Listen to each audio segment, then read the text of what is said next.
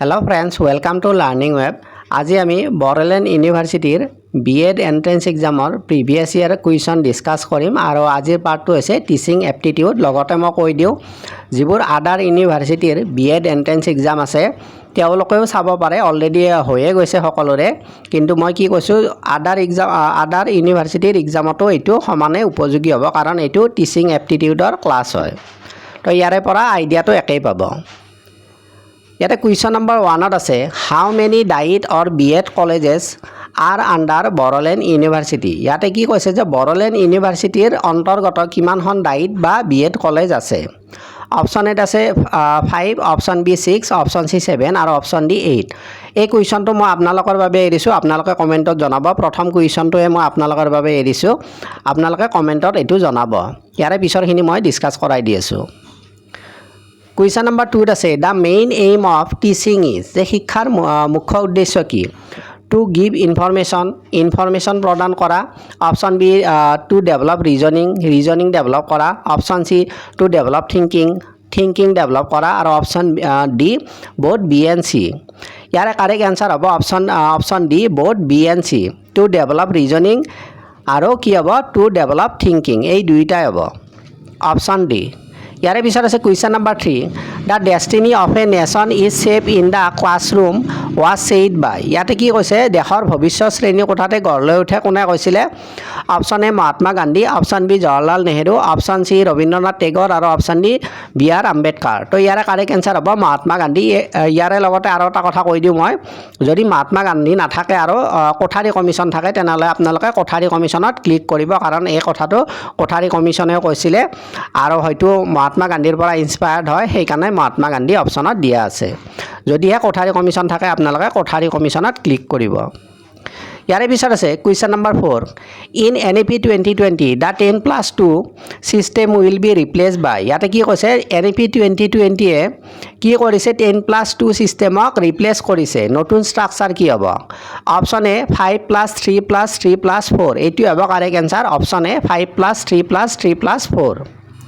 ইয়াৰে পিছত আছে question number 5 according to NEP 2020 teacher can teaching the mother tongue up to. ইয়াত কি কৈছে, NEP 2020-ৰ মতে শিক্ষক এজনে মাতৃভাষাত শিকাব কিমান ক্লাছলৈকে। Option A grade 3, option B grade 4, option C grade 5 আৰু অপশ্যন ডি গ্ৰেড 6। ইয়াৰে কাৰেক্ট এনচাৰ হ'ব অপশ্যন চি গ্ৰেড 5। ক্লাছ 5লৈকে মাতৃভাষাত শিক্ষকে শিক্ষা প্ৰদান কৰিব, option C.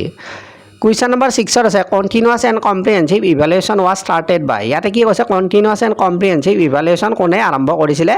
Option A Kothari commission, option B Radhakrishnan commission, option C Mudaliar commission আৰু অপশ্যন ডি NEP 2020। ইয়াৰে কাৰেক্ট এনচাৰ হ'ব অপশ্যন এ কোঠাৰী কমিশ্যন। যদি কোঠাৰী কমিশ্যন নাথাকে আৰু CBSE থাকে তেনেহ'লে আপোনালোকে CBSEত ক্লিক কৰিব, কাৰণ CBSEয়ে কণ্টিনিউৱাছ এণ্ড কম্প্ৰিহেনচিভ ইভালুৱেশ্যন 2009-ত আনিছিলে। সেইকাৰণে কৈছোঁ কোঠাৰী কমিশ্যন নাথাকিলে CBSEত ক্লিক কৰিব, যদিহে CBSE দিয়া থাকে।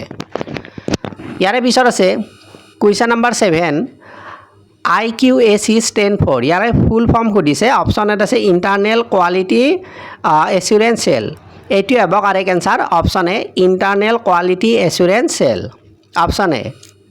কুৱেশ্যন নম্বৰ 8ত আছে the school system in Assam is manage by, যে অসমত স্কুল ছিষ্টেমক কোনে মেনেজ কৰে। Option A UGC, option B CBSE, option C SCERT আৰু অপশ্যন ডি ছেবা। তো ইয়াৰে কাৰেক্ট এনচাৰ হ'ব option D SEBA. Question number 9ত আছে এ গুড টিচাৰ শুড, এজন ভাল শিক্ষকে কি কৰিব লাগে বা কি কৰা উচিত। অপশ্যন এ পানিছ ষ্টুডেণ্ট, ল'ৰা ছোৱালীক শাস্তি দিব লাগে। অপশ্যন বি এনকাৰেজ কুৱেশ্যন, ল'ৰা ছোৱালীক প্ৰশ্ন সোধাৰ বাবে উৎসাহিত কৰিব লাগে।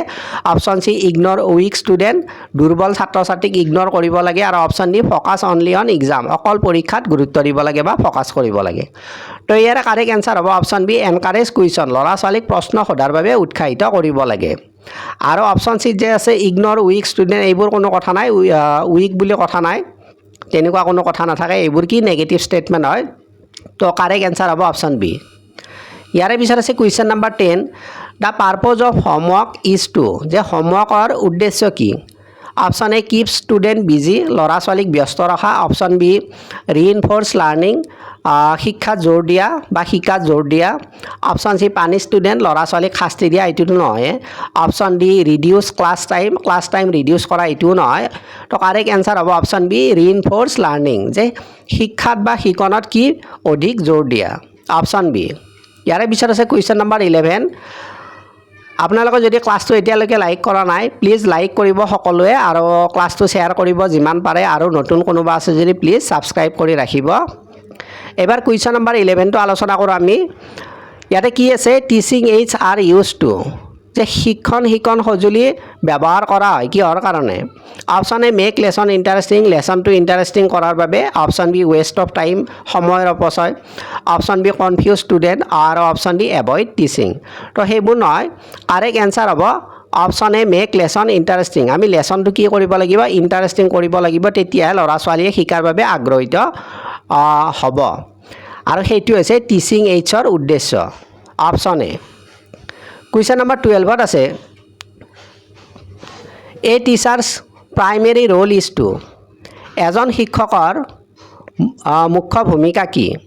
Option A discipline student, option B facilitate learning, option C give lecture, আৰু অপশ্যন ডি এছাইন গ্ৰেড প্ৰদান কৰাটো শিক্ষাৰ উদ্দেশ্য নহয়, বা লেকচাৰ দিয়াটোও শিক্ষাৰ উদ্দেশ্য নহয়, বা ডিচিপ্লিনত ৰখাটোও শিক্ষাৰ মুখ্য উদ্দেশ্য নহয়।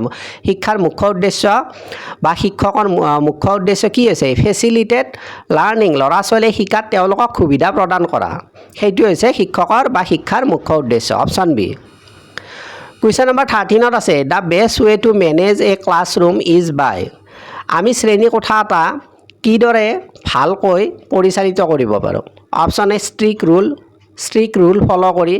অপশ্যন বি এংগেজিং ষ্টুডেণ্ট, ল'ৰা ছোৱালীক শিক্ষাৰ ক্ষেত্ৰত এংগেজ কৰি ৰখা, জড়িত কৰি ৰখা। Option C ignoring misbehaviour. তাৰে পিছত আছে option D giving extra work. তো এইবোৰ নহয়, ইগনৰিং মিছ বিহেভিয়াৰ বা গিভিং এক্সট্ৰা ৱাৰ্ক এইবোৰ মুখ্য উদ্দেশ্য নহয়, বা ষ্ট্ৰিক ৰুল এইবোৰো নহয়। এইবোৰৰ দ্বাৰা আমি ক্লাছৰুম এটা ভালদৰে পৰিচালনা কৰিব পাৰোঁ বুলি কথা নাই।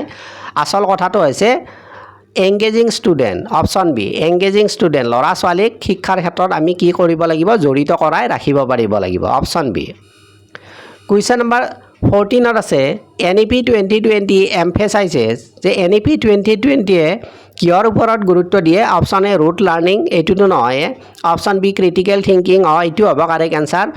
NEP 2020-ৰ উদ্দেশ্য বা শিক্ষাৰ মূল উদ্দেশ্য হৈছে ক্ৰিটিকেল থিংকিং ডেভেলপ কৰা, ল'ৰা ছোৱালীৰ মাজত ক্ৰিটিকেল থিংকিং ডেভেলপ কৰা, লজিকেল থিংকিং ডেভেলপ কৰা, চাইণ্টিফিক টেম্পাৰামেণ্ট ডেভেলপ কৰা, এইবোৰ হৈছে শিক্ষাৰ উদ্দেশ্য বা NEP 2020-ৰ মুখ্য উদ্দেশ্য।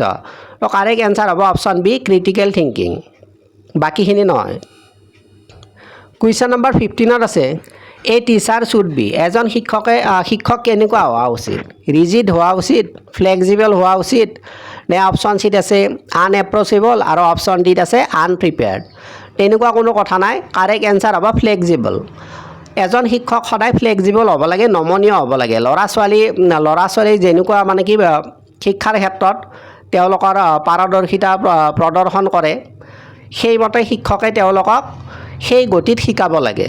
কোনোবা ল'ৰা ছোৱালী যদি লাহে লাহে বুজে, শিক্ষকজনে সেইটো চাব লাগিব, আৰু সেইমতে তেওঁক কি কৰিব লাগিব, শিক্ষা প্ৰদান কৰিব লাগিব। সেইকাৰণে কৈছোঁ যে শিক্ষক এজন কেনেকুৱা হ'ব লাগিব, সদায় ফ্লেক্সিবল হ'ব লাগিব। কুৱেশ্যন নম্বৰ 16ত আছে the most effective teaching method is, ইয়াতে কি কৈছে, মষ্ট ইফেক্টিভ টিচিং মেথড কোনটো হ'ব।